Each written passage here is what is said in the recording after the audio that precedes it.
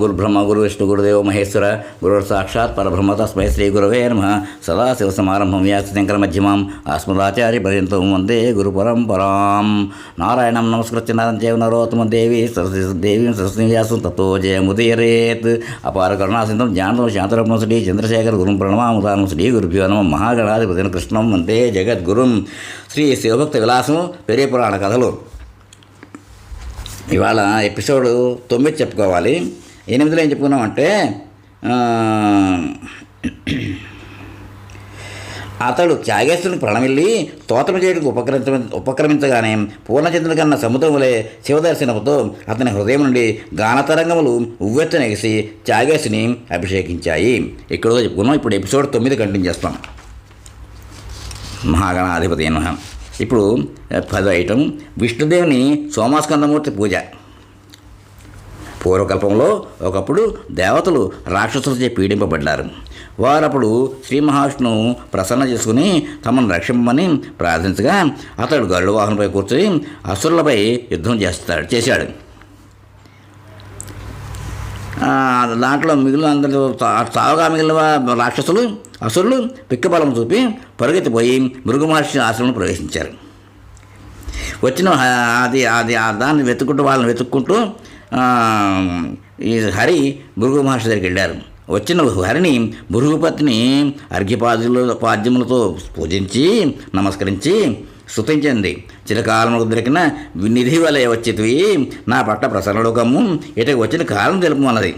అంత పురుషోత్తమైన హరి సాధి నీ పూజలచే సంతోషించేదని రాక్షసులు దేవతలను పీడించగా వారిని సంహరించి దేవతలకు సౌఖ్యం చేకూర్చుటకు అభయమిచ్చితిని. నా చేత యుద్ధంలో సాగుగా మిగిలిన దైత్యులు నీ ఆశ్రమంలో దాగి ఉన్నారని వింటిని. వారున్న స్థలము తెలుపు అన్నాడు. అంత పతివ్రతగా ఆమె అధర్మ కార్యములకు భయపడి పర్ణశాల వాకిటి తలుపు మూసి, దేవా, నీకు ప్రియులు అప్రియులు లేరు.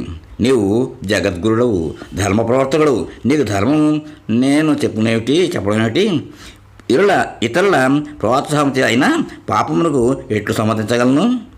దేవతలు నిన్ను శరణవేడగా దైత్యులను రక్ష కోరిరి. శరణాగతులను విడుచుట దారుణమైన పాపం. శిబి చక్రవర్తి తనను శరణు కోరిన పౌరమును రక్షించుటకై తన శరీరం నుండి మాంసమును కోసి డాగకు అర్పించను. అట్లనే తనను బేటలాడబోయిన బోయను రక్షింపబోయిన పౌరం కూడా కలది. కనుక శరణాగతిని వీడరాదు. ఆ ప్రయత్నమున ప్రాణం పోయినను సరే. కావున నీవు అత్యాసను వీడి వచ్చిన తోనే దయచేయము అని కుటీర ద్వారములకు అడ్డంగా నిలిచింది ఆవిడ భృగుపతిని. అంత కుపితుడై హరి దేవతలచే ప్రోత్సహింపబడి ఆ భృగుపతిని తన చక్రంతో శివ ఖండించి లోన దాగిన రాక్షసులను నిశ్శేషముగా సంహరించి దేవతలను రక్షించాడు.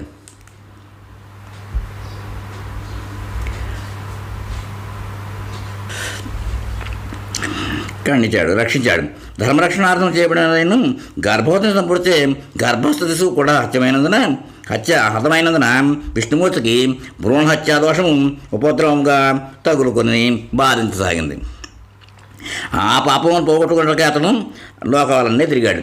అక్కడ భృగుముని తన ఆశ్రమంలో తిరిగి వచ్చి మరణించిన తన సతిని చూచి దివ్యజ్ఞానంచే విషయమును గ్రహించి అమోఘమైన తన సంజీవిని విద్యచే ఆమెను బ్రతికించుకున్నాడు. హరిపై కోపించి భాజా వియోగం కలుగాక అని అతన్ని శపించాడు. భ్రూణహత్యా పాపం చుట్టుకున్న నారాయణని లక్ష్మీదేవి విడిచిపెట్టి భూలోకమంతటి కమలాలయము అను క్షేత్రంలో వచ్చి భర్తకు సంక్రమించిన దోష నివారణకు పూనుకున్నది. ఇంద్రియము నియమించి మహేశ్వరుని పరమనిష్టతో ఆరాధించసాగింది. విష్ణువు ముండను దేవతలను సమావేశపరిచి తన దోష నివారణకు ఉపాయం అడిగాడు. వారు భృగు మహర్షిని ప్రసన్నం చేసుకుని దోష నివృత్తికి హరి అనుసరించదగిన మార్గము ఉపదేశించమని ప్రార్థించారు. శాంతించిన భృగు మహర్షి విష్ణుదేవా, ఈ దోషము నిన్ను 100 కల్పముల వరకు కూడా విడవదు. మీరందరూ నన్ను ప్రార్థించడం చేత నాకు క్షమాబుద్ధి కలిగింది. ఆర్యులు శత్రువులందును అనుగ్రహం చూపుదురు.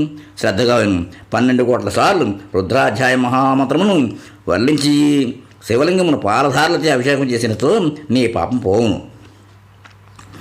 శరీరమంతటా విభూతి పూసుకుని విభూతి పడకపై పరుండము.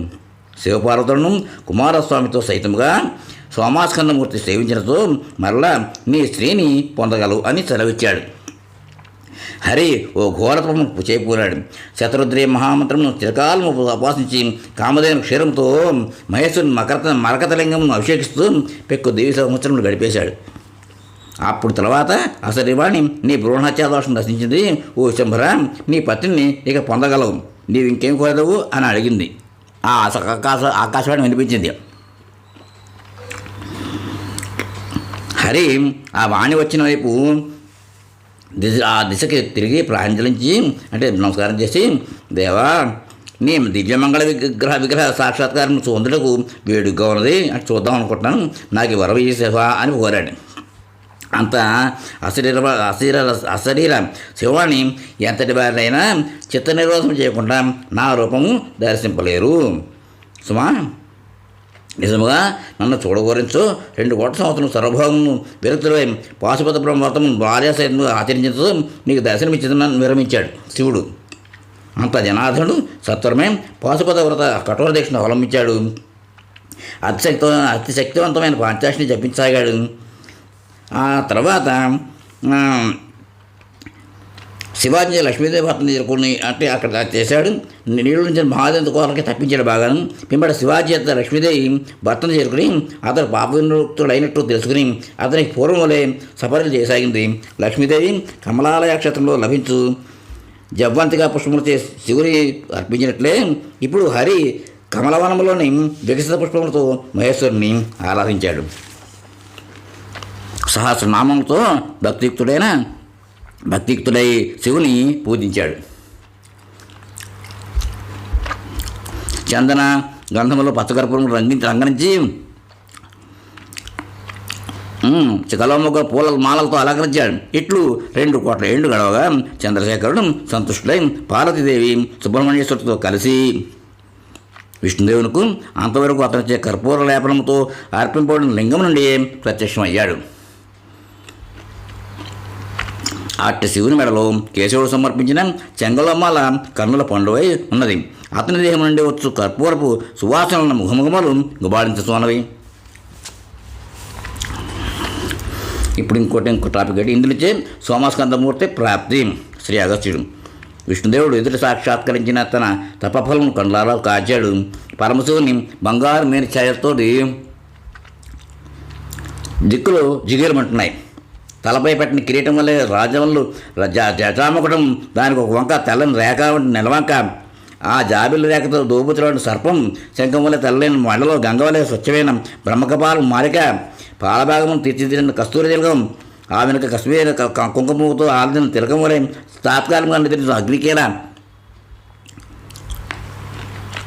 వికసించిన జవంతిగా పూలమాలతో అందగించిన ఛాతీ మన్మధుని సిగ్గుపరుస్తోంది.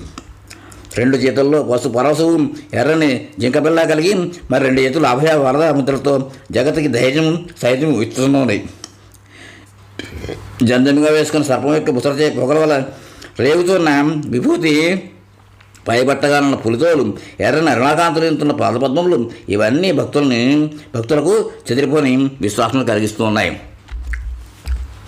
దేవరవారికి ఎడమవైపున సర్వాభరణ భూషితురాలై భాషలు దేవేరి, 20 నడమ బాలభాస్కరుని వలె కాంతునితున్న బాలసుబ్రహ్మణ్యం, ఆ కుమారుడు సుకుమారుడై శరీరం చిరుగంటలతో మెరిసడి మంజీరములు, మలనువులు, కంకణములు, అంగుళీకములు మున్నగు ఆభరణములు సముచిత స్థానంలో ధరించి ఉన్నాడు.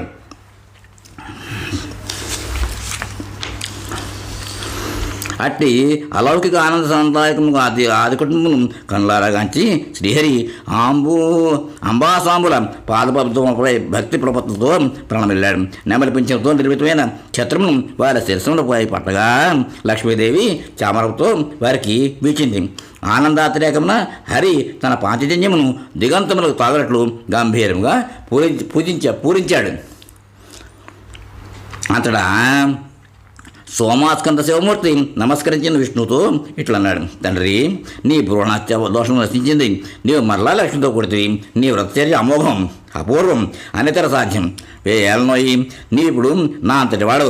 ముల్లోకంలో ఐశ్వర్యము నీకు నేటి నుండి అక్షయముగాక. నా ఈ దర్శనము కడు దుర్లభము. నీకు ఇంకా ఏం కావాలో కోరుకును నిశ్చయంగా చెప్పు. విష్ణుదేవుడు ఒక చక్కని మాట, ఓ పరమేశ, చిదానంద విగ్రహ ప్రదర్శనము అనుగ్రహించితివి. నీ ఈ లోకోత్తర సుందర స్ఫూర్తి మన్మూర్తిని ముని యోగి దేవతలకు కృతార్థత చేకూర్చుదాన్ని నా చింతనే సదా దర్శనమై ఉన్నట్లు చేయవలను. ఇంకను ప్రభు, యోగనిద్రకు నన్ను అనుమతింపము అనగా శంభుడు అట్లే వరమిచ్చను. ముల్లోకవాసులు నిష్కళంక నిరవజ్య నిశ్చలానంద నిర్భయులు అయ్యారు. ఎవరెవరికి ఏదేది ఇష్టమో ఆయా వరములను కురిపించుటే శంభువు చాగేశ్వరుడు అని పేరుగాంచాడు. కాలం గడుచుడుగా పాలకర్ల మేలో శాస్త్రశైపి పాలించి యోగనితలాపరసైన నారాయణుడు రత్నాల భయంలో త్యాగేశ్వరమూర్తిని భద్రపరుచుకుని వక్షస్థలం ఉంచుకున్నాడు. అతని ఉచ్ఛ్వాస నిశ్వాస వేగంలో శివుడుకు హంసవృత్తము ప్రవృత్తమైంది. యోగులలో దాన్ని స్థుతించి సంసార భయం పోగొట్టుకున్నారు. ఆకాశంగా పావన జలములతో త్యాగరాజును నిత్యం అభిషేకించుతూ ఛత్రసేవం జీవనస్తూ మంత్రముగా శంఖమును పూరించుతూ జవ్వంతిగా మాలలతో అలంకరించుతూ గౌరీ వల్లభుని ఆరాధించి ముకుందుని వల్లనే తాను కూడా ప్రవృత్తమైన సంపదను సంతరించుకున్నాడు. అంటే ఇంద్రుడు కూడా అన్నమాట అలా చేశాడు. ఆ విధంగా అది ఇక్కడతోటి ఎపిసోడ్కి విరామిద్దాం. స్వస్తి. తర్వాత కంటించేద్దాం.